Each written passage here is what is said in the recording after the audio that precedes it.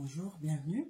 Aujourd'hui, nous allons continuer en droit des obligations et nous allons parler de la force obligatoire du contrat. Donc, dans une précédente vidéo, nous avions défini le contrat comme étant un accord de volonté entre deux ou plusieurs parties et qui les lie juridiquement. Ceci étant, le contrat peut avoir deux sens juridiques. Premièrement, il peut désigner l'instrumentum, c'est-à-dire l'acte juridique ou le document contractuel ou encore l'écrit qui constate le contrat.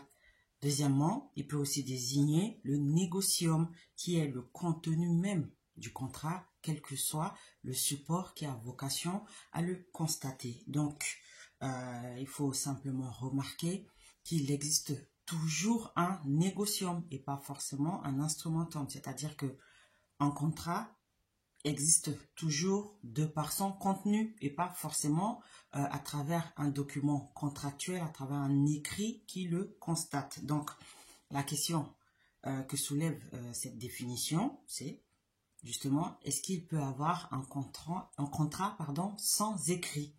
Donc, c'est une question qui relève du droit de la preuve. Et puis, juste petite parenthèse, pour ceux qui sont à la recherche d'un thème pour un mémoire ou une thèse, on peut travailler sur ce thème-là.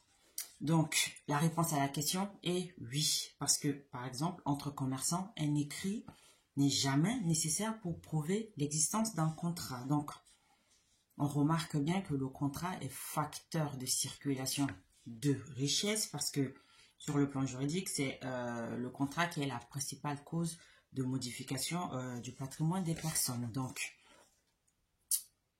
de tout ce qui précède, on peut en déduire que les contrats ont une force obligatoire puisque selon l'article 1103 du Code civil, que je cite, les contrats légalement formés tiennent lieu de loi à ceux qui les ont faits. Fin de citation. Donc, on peut simplement en déduire que la volonté des parties est le fondement même de la force obligatoire des contrats. Donc, si le contrat est obligatoire, c'est parce que la volonté est autonome. Donc, le Code civil traite de certains contrats particuliers tels que les contrats de vente ou les contrats de prêt, mais aussi des obligations conventionnelles en général. Donc, c'est la pratique contractuelle qui donne naissance au contrat à travers une certaine codification. Donc, tout cela fera l'objet d'une prochaine vidéo. Donc, si vous avez des questions, n'hésitez pas à nous contacter ou à faire un tour sur notre page. À bientôt. C'était tout pour aujourd'hui.